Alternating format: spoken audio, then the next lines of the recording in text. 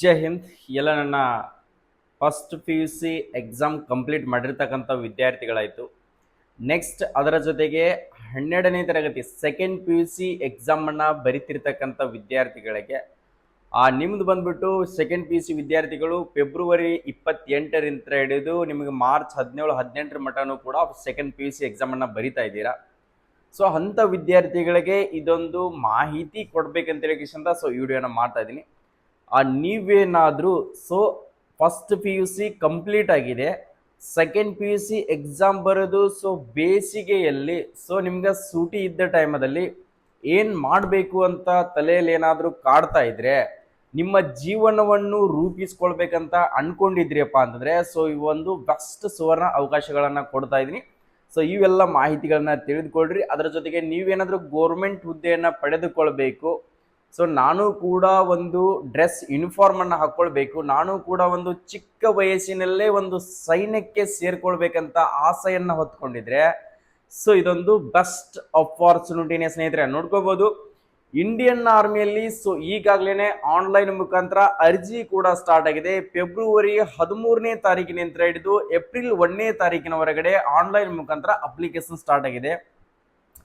ಈ ಹುದ್ದೆಗಳಿಗೆ first P U C ಮುಗಿದಿರ್ತಕ್ಕಂಥ ವಿದ್ಯಾರ್ಥಿಗಳಾಯ್ತು, 10th ಮುಗಿದಿರ್ತಕ್ಕಂಥ ವಿದ್ಯಾರ್ಥಿಗಳಾಯ್ತು, ಅದರ ಜೊತೆಗೆ 12ನೇ ತರಗತಿ ಎಕ್ಸಾಮ್ ಬರೀತಿರ್ತಕ್ಕಂಥ ವಿದ್ಯಾರ್ಥಿಗಳು ಕೂಡ, ಅದರ ಜೊತೆಗೆ ಡಿಗ್ರಿ ಓದ್ತಿರ್ತಕ್ಕಂಥ ವಿದ್ಯಾರ್ಥಿಗಳು ಕೂಡ ಈ ಹುದ್ದೆಗೆ ಅರ್ಜಿಗಳನ್ನ ಸಲ್ಲಿಸಬಹುದು. ನೀವು ಚಿಕ್ಕ ವಯಸ್ಸಿನಲ್ಲೇ ನನ್ನ ತಂದೆ ತಾಯಿಗೆ ಒಂದು ಗೌರವ ಕೊಡಬೇಕು, ನಮ್ಮ ಊರಲ್ಲಿ ನನಗೊಂದು ಹೆಮ್ಮೆಯ ವಿಷಯ ಆಗುತ್ತಾ, ನಾನು ಬಂದ್ರೆ ರೆಸ್ಪೆಕ್ಟ್ ಇರ್ತದಂತ ನೀವೇನಾದ್ರೂ ಅನ್ಕೊಂಡಿದ್ರೆ ನೀವು ಕೂಡ ಒಂದು ಇಂಡಿಯನ್ ಆರ್ಮಿಯಲ್ಲಿ ಸೇರ್ಕೊಳ್ಬೇಕು ಅನ್ಕೊಂಡಿದ್ರೆ ಈ ಅರ್ಜಿಯನ್ನ ಪ್ರತಿಯೊಂದು ವಿದ್ಯಾರ್ಥಿಗಳ ಅರ್ಜಿಗಳನ್ನ ಸಲ್ಲಿಸಬಹುದು. ಸರ್, ಇದಕ್ಕೆ ವಯೋಮಿತಿ ಎಷ್ಟು ಬೇಕಾಗುತ್ತಾ ಸರ್, ಏಜ್ ಎಷ್ಟು ಬೇಕಾಗಿರುತ್ತಾ ಸರ್, ಇದರ ಡೇಟ್ ಆಫ್ ಬರ್ತ್ ಅನ್ನ ಹೇಳಿ ಅಂತಿರ್ತಕ್ಕಂಥ ವಿದ್ಯಾರ್ಥಿಗಳು ಡೇಟ್ ಆಫ್ ಬರ್ತ್ ನೋಡ್ಕೊಳ್ರಿ. 1/7/2005ರಿಂದ ಹಿಡಿದು 1/7/2009 ಒಳಗಡೆ ನೀವೇನಾದ್ರೂ ಜನಿಸಿದ್ರಿಯಪ್ಪ ಅಂದ್ರೆ ಅಂತ ವಿದ್ಯಾರ್ಥಿಗಳು ಈ ಹುದ್ದೆಗೆ ಅರ್ಜಿಗಳನ್ನ ಸಲ್ಲಿಸಬಹುದು. ವಯೋಮಿತಿ 17 ವಯಸ್ಸಿನಿಂದ ಹಿಡಿದು ನಿಮಗೆ 22 ವಯಸ್ಸು ಮಟನೂ ಕೂಡ ಅರ್ಜಿಗಳನ್ನ ಸಲ್ಲಿಸೋಕೆ ಅವಕಾಶವನ್ನ ಕೊಟ್ಟಿದ್ದಾರ. ಇದಕ್ಕೆ ನೋಡ್ಕೊಡ್ರಿ, ಪುರುಷ ಮತ್ತು ಮಹಿಳಾ ಅಭ್ಯರ್ಥಿಗಳು ಇಬ್ರು ಕೂಡ ಅರ್ಜಿಗಳನ್ನ ಸಲ್ಲಿಸಬಹುದು. ಇದರಲ್ಲಿ ಯಾವ್ಯಾವ ಟ್ರೇಡ್ಗಳನ್ನ ಕರೆದಿದ್ದಾರೆ ಅಂದ್ರೆ, ಜನರಲ್ ಡ್ಯೂಟಿ ಕರೆದಿದ್ದಾರೆ, ಟ್ರೇಡ್ಸ್ಮನ್ ಹುದ್ದೆ ಕರೆದಿದ್ದಾರೆ, ಟೆಕ್ನಿಕಲ್ಲು, ನರ್ಸಿಂಗ್ ಅಸಿಸ್ಟೆಂಟು, ಕ್ಲರ್ಕ್ ಹುದ್ದೆಗಳನ್ನ ಕಾಲ್ಫಾರ್ಮ್ ಅನ್ನ ಮಾಡಿದ್ದಾರೆ. ಪ್ರತಿ ವರ್ಷನೂ ಕೂಡ ಕಾಲ್ಫಾರ್ಮ್ ಆಗುತ್ತಾ. ಇದರ ಎಕ್ಸಾಮ್ ಬಂದ್ಬಿಟ್ಟು ಯಾವ ಮಂತದಲ್ಲಿ ಎಕ್ಸಾಮ್ ನಡೀತದಪ್ಪ ಅಂದ್ರೆ, ಜೂನ್ 1ನೇ ತಾರೀಕಿನಿಂದ ಹಿಡಿದು ಜೂನ್ 15ನೇ ತಾರೀಕಿನ ಒಳಗಡೆ ಈ ಎಕ್ಸಾಮ್ ಅನ್ನ ಕಂಡಕ್ಟ್ ಮಾಡ್ತಾರೆ.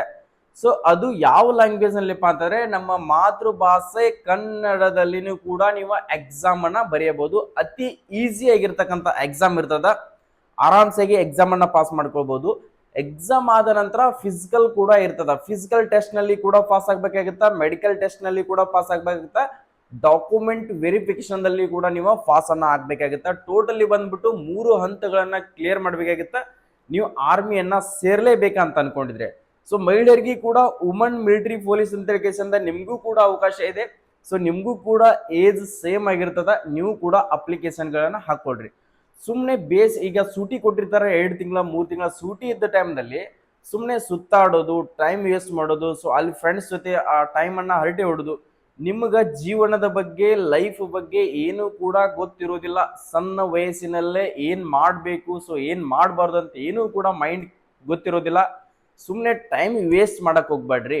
ಅಕಸ್ಮಾತ್ ವಿಡಿಯೋ ನೋಡ್ತಿರ್ತಕ್ಕಂಥವ್ರು ಯಾರಾದ್ರೂ ಅವ್ರ ಫಾದರ್ ಮದರ್ ಇದ್ರೆ, ಅದ್ರ ಜೊತೆಗೆ ಬ್ರದರ್ ಸಿಸ್ಟರ್ ಯಾರಾದ್ರೂ ಇದ್ರೆ ತಿಳಿಸಿ ಹೇಳ್ರಿ, ಇಂಥ ಅಪ್ಲಿಕೇಶನ್ಗಳನ್ನ ಕರೆದಿದ್ದಾರೆ, ಅಪ್ಲಿಕೇಶನ್ ಅನ್ನ ಹಾಕು, ನೀನು ಕೂಡ ಟ್ರೈ ಮಾಡು. ಫಸ್ಟ್ ಎಕ್ಸ್ಪೀರಿಯನ್ಸ್ ಆದ್ರೂ ಆಗುತ್ತಲ್ಲ, ಟ್ರೈ ಮಾಡಿದ್ರೆ ಏನ್ ಇರ್ತದ, ಎಷ್ಟು ಕಷ್ಟ ಇರ್ತದ, ಕಾಂಪಿಟೇಷನ್ ಅಂದ್ರೆ ಏನಂತ ಇವಾಗ್ಲೇನೆ ಅರ್ಥ ಮಾಡಿಸ್ರಿ.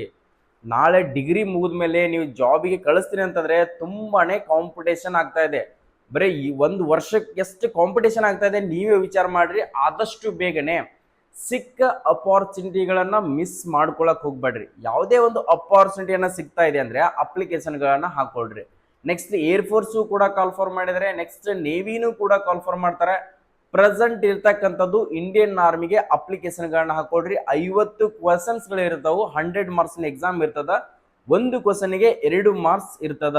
ನೋಡ್ಕೊಡ್ರಿ, general science 15 questions, general knowledge 15 questions, maths 15 questions, reasoning 5 ಕ್ವಶನ್ಸ್ಗಳು ಇರ್ತಾವೆ.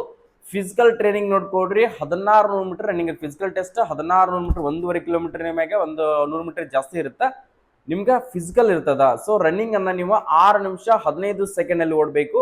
ನೆಕ್ಸ್ಟ್ ಪುಲ್ಅಪ್ಸ್ ಇರ್ತಾವೆ, ಪುಲ್ಅಪ್ಸ್ 10 ಟೆಸ್ಟ್ ಇರ್ತದೆ, ನೀವು 6 ಹೊಡೆದ್ರು ಕೂಡ ಪಾಸ್ ಆಗ್ತೀರಾ. ಸೊ ಅದರ ಜೊತೆಗೆ ಹೈಟ್ ಒಂದು 66 ಸೆಂಟಿಮೀಟರ್ ಬೇಕಾಗುತ್ತೆ, ಮಹಿಳೆಯರಿಗೆ ಒಂದು 62 ಸೆಂಟಿಮೀಟರ್ ಬೇಕಾಗುತ್ತೆ.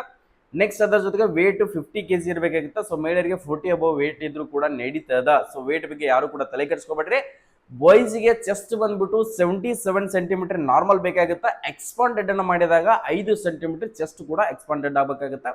ಸೊ ಮೆಡಿಕಲ್ ಟೆಸ್ಟ್ ನಲ್ಲಿ ಫಿಸಿಕಲ್ ಪಾಸ್ ಆದ ನಂತರ ಮೆಡಿಕಲ್ ಟೆಸ್ಟ್ ಇರ್ತದೆ. ಸೊ ಮರುದಿನನೇ ಮೆಡಿಕಲ್ ಟೆಸ್ಟ್ ನಲ್ಲಿ ನಿಮ್ಮ ಕಣ್ಣು, ಕಿವಿ, ಮೂಗು ಇದೆಲ್ಲನೂ ಕೂಡ, ಹಲ್ಲು, ಟೀತು, ಡೆಂಟಲ್ ಎಲ್ಲನೂ ಕೂಡ ಚೆಕ್ ಮಾಡ್ತಾರೆ. ಕೈ, ಕಾಲು ಅಥವಾ ಅಕಸ್ಮಾತ್ ಏನಾದರೂ ಆಪರೇಷನ್ಗಳಿದ್ರೆ, ಟ್ಯಾಟೋ ಇದ್ರೆ ಇವೆಲ್ಲದಕ್ಕೂ ಕೂಡ ಸೊಲ್ಯೂಷನ್ ಇದೆ. ಸೊ ಪ್ರತಿಯೊಂದು ವಿದ್ಯಾರ್ಥಿಗೆ ಮೆಡಿಕಲ್ ಪ್ರಾಬ್ಲಮ್ಗಳು ಇರ್ತಾವೆ, ಅದನ್ನ ಯಾವ ತರ ಸೊಲ್ಯೂಷನ್ ಅನ್ನ ಮಾಡ್ಬೇಕು ಅನ್ನೋದನ್ನು ಕೂಡ ನಾವು ತಿಳಿಸ್ಕೊಡ್ತೀವಿ.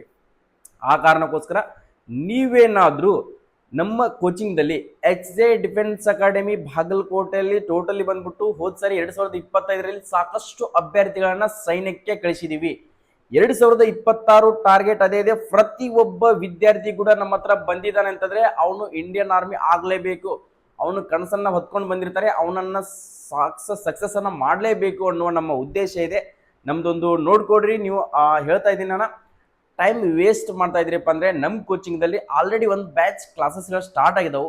2ನೇ ಬ್ಯಾಚ್ಗೆ ಕೂಡ ಅವಕಾಶವನ್ನ ಕೊಡ್ತಾ ಇದೀವಿ. ಎಂಥ ವಿದ್ಯಾರ್ಥಿಗಳಿಂದ್ರೆ ಫಸ್ಟ್ PUC ಎಕ್ಸಾಮ್ ಕಂಪ್ಲೀಟ್ ಮಾಡ್ಕೊಂಡ್ಬಿಟ್ಟು ಕುಂತಿರ್ತಕ್ಕಂಥವ್ರಿಗೆ ಸೆಕೆಂಡ್ PUC ಎಕ್ಸಾಮ್ ಬರೀತಾ ಇದೀವಿ ಸರ್, 15, 16ನೇ ತಾರೀಕಿಗೆ ಮುಗಿತಾ ಅಂತಿರ್ತಕ್ಕಂಥ ವಿದ್ಯಾರ್ಥಿಗಳಿಗೆ ಅಡ್ಮಿಷನ್ ನಿಮ್ಮ ಸೀಟ್ ಕೂಡ ಕನ್ಫರ್ಮ್. ನಾವು ಟೋಟಲಿ 100 ಮೆಂಬರ್ಸ್ಗೆ ಮಾತ್ರ ಅವಕಾಶ ಕೊಡ್ತೀವಿ, ಜಾಸ್ತಿ ಜನಗಳನ್ನ ತಗೊಳ್ಳೋದಿಲ್ಲ.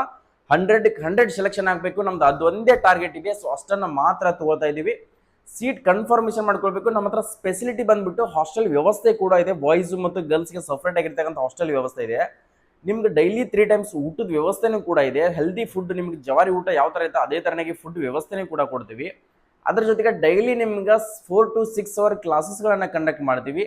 ಅದು ಎಕ್ಸ್ಪೀರಿಯನ್ಸ್ ಟೀಚರ್ಸ್ ಇಂತ್ರ ಏನಾದರೂ ಡೌಟ್ಸ್ಗಳಿದ್ರೆ ಪ್ರತಿಯೊಂದು ವಿದ್ಯಾರ್ಥಿಯನ್ನ ಇಂಡಿವಿಜುವಲ್ ಆಗಿ ಕೇರ್ ಮಾಡಿಬಿಟ್ಟು ಆ ವಿದ್ಯಾರ್ಥಿ ಓದ್ತಾ ಇದ್ದಾನೋ ಇಲ್ಲೋ, ಅವನ ಎಕ್ಸಾಮ್ನಲ್ಲಿ ಪ್ರಿಪ್ರೇಷನ್ ಪಾಸ್ ಆಗ್ತಾನೆ ಇಲ್ಲೋ, ಯಾವ ಥರ ನಾವು ರೆಡಿ ಮಾಡಬೇಕು, ಅವ್ನು ಪಾಸ್ ಮಾಡಲೇಬೇಕು ಅನ್ನೋದೇ ನಮ್ಮ ಉದ್ದೇಶ ಇರ್ತದೆ.